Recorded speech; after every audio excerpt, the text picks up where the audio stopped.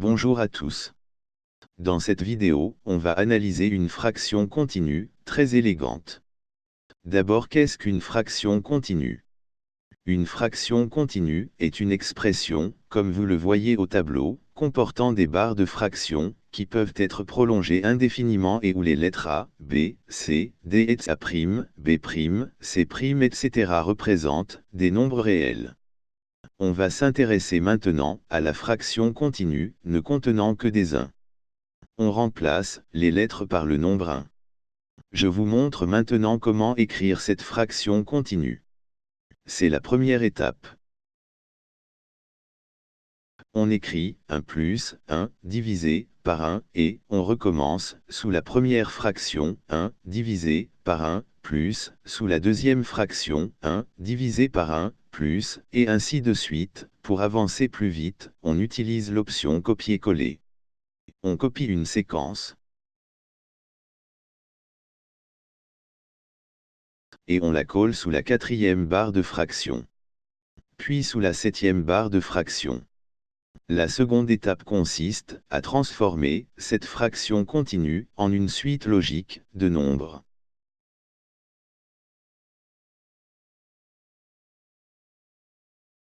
Une suite logique T égale T1, T2, T3, T4, qui représente des nombres, est telle que pour passer d'un terme quelconque au suivant, on applique une même règle logique, le premier terme étant généralement connu.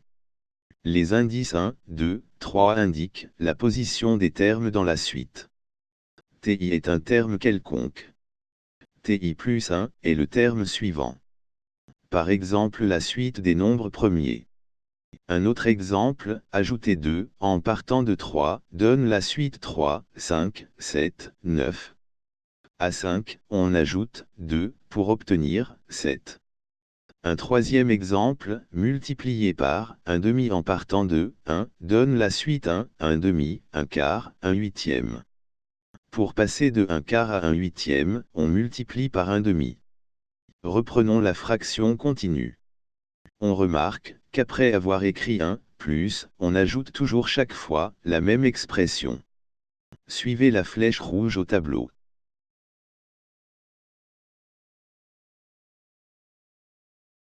Cette observation nous permet de créer la suite T1, T2, T3, T4, T5. Regardez le tableau.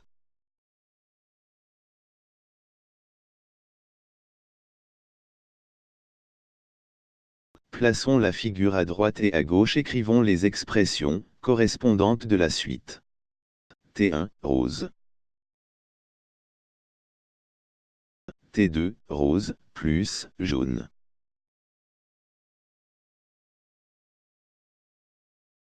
T3, rose, plus, jaune, plus, mauve clair.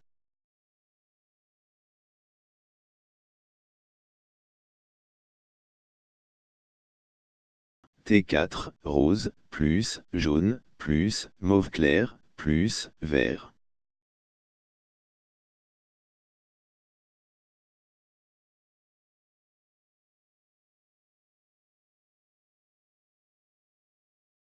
T5, rose, plus, jaune, plus, mauve clair, plus, vert, plus, orange. Observons maintenant les expressions de la suite à droite du tableau. Chaque terme peut s'exprimer en fonction du terme précédent en partant de T1 égale 1. Dans T2, la partie rouge peut être remplacée par T1 et on peut écrire T2 égale 1 plus 1 divisé par T1.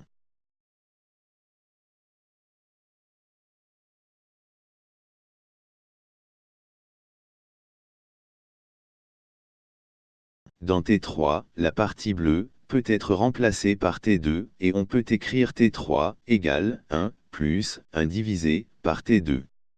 Dans T4, la partie verte peut être remplacée par T3 et on peut écrire T4 égale 1 plus 1 divisé par T3.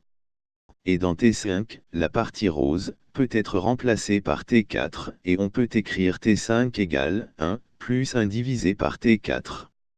On obtient donc la règle, au départ, T1 égale 1 et ensuite, chaque terme, TI, plus 1 égale 1 plus 1 divisé par le précédent, TI. Ceci est une vidéo. Donc vous pouvez utiliser pause ou retour arrière si cela va trop vite ou si vous n'avez pas bien compris. Nous allons calculer les valeurs de la suite en utilisant la règle. Il va falloir manipuler des fractions. Écoutez bien et suivez le bâton. Je rappelle, la règle, un terme égale 1 plus l'inverse du précédent. Pour les deux premiers termes, il n'y a pas de difficulté. T1 égale 1. T2 égale 1 plus 1, donc égale 2. T3 égale 1 plus l'inverse de T2. C'est-à-dire 1 plus 1 divisé par 2. Ensuite on réduit au même dénominateur. On remplace 1 par 2 divisé par 2.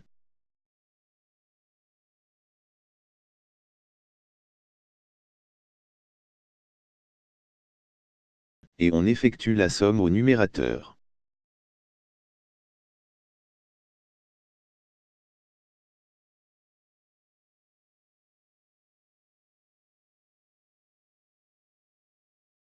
T4 égale 1 plus l'inverse de T3. C'est-à-dire 1 plus 1 divisé par la fraction 3 divisé par 2. C'est-à-dire 1 plus l'inverse de la fraction 3 divisé par 2. Soit 2 divisé par 3. On réduit au même dénominateur en remplaçant 1 par 3 divisé par 3. Et on effectue la somme au numérateur. T5 s'obtient de la même manière.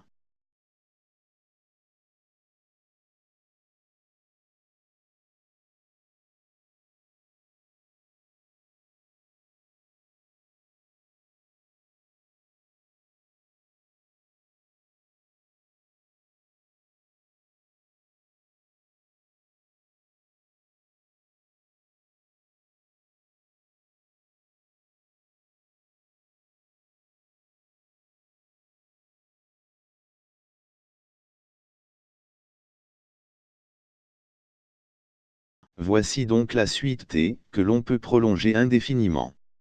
Et je rappelle, que prolonger la suite, revient au même, que prolonger, la fraction continue. Dans l'étape suivante, la troisième, je vais vous montrer, que si l'on prolonge indéfiniment la suite, la fraction finit par se stabiliser, vers une valeur fixe.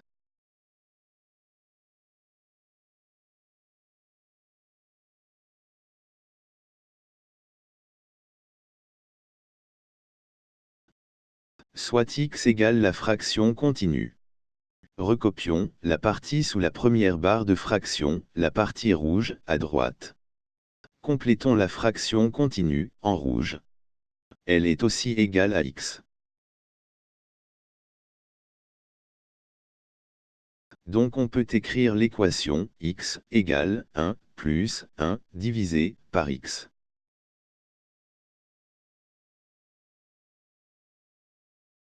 On résout en détail cette équation en 4 étapes. 1. On réduit au même dénominateur.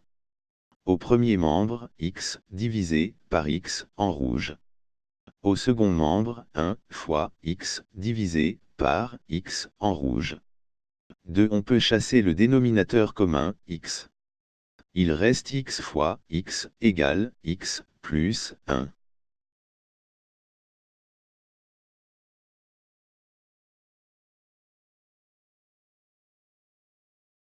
3. On place x plus 1 dans le premier membre, qui deviennent moins x moins 1. 4. On obtient alors une équation du second degré du type a, x au carré, plus bx, plus c.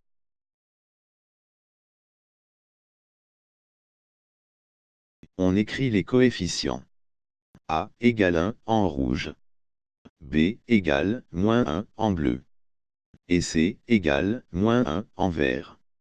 On remplace les lettres par les valeurs correspondantes dans la formule.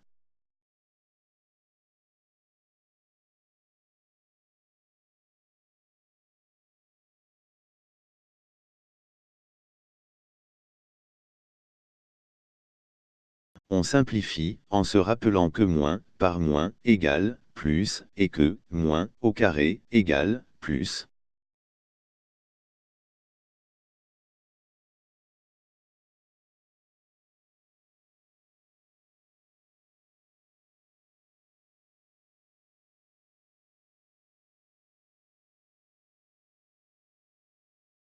Pour finir, on obtient 1 plus racine carrée de 5 divisé par 2. C'est le nombre d'Orphy. Donc la fraction continue, ne contenant que des 1 et prolongée indéfiniment, égale le célèbre nombre d'Or. Ce nombre, on le retrouve dans de nombreux domaines. Par exemple en architecture, le Parthénon, ou dans la nature, par exemple la fleur de tournesol. J'y consacrerai une vidéo. Dans la quatrième étape, on va relier la fraction continue, qu'on a étudiée, à la suite de Fibonacci. Réécrivons la suite T. C'est-à-dire 1, 2, 3 demi, 5 tiers, etc. et observons la suite, U, des numérateurs. Soit deux nombres consécutifs 13 et 21. Si on fait la somme de ces nombres, on obtient le suivant 34. U est donc la célèbre suite de Fibonacci. Pour définir cette suite, on part des deux premiers termes 1 et 2. Puis on écrit qu'un terme quelconque UI égale la somme des deux précédents. UI moins 2 plus UI moins 1. Observons, maintenant, trois termes consécutifs de la suite T, construite à partir de la fraction continue. 5 tiers, 8 cinquièmes et 13 huitièmes. C'est-à-dire, T4, T5 et T6. Le numérateur de T6 égale la somme des numérateurs de T4 et T5, c'est-à-dire U4 plus U5. Et le dénominateur de T6 égale le numérateur de T5. Donc T6 égale U6 divisé par U5.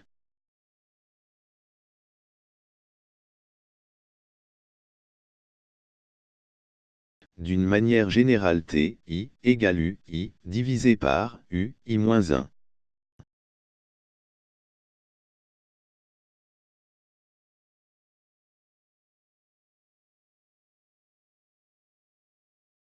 En conclusion, on peut dire que la fraction continue, constituée des nombres 1, égale le nombre d'Orphy, et que la suite de fractions, issues de la fraction continue, peuvent être définies en utilisant la suite de Fibonacci.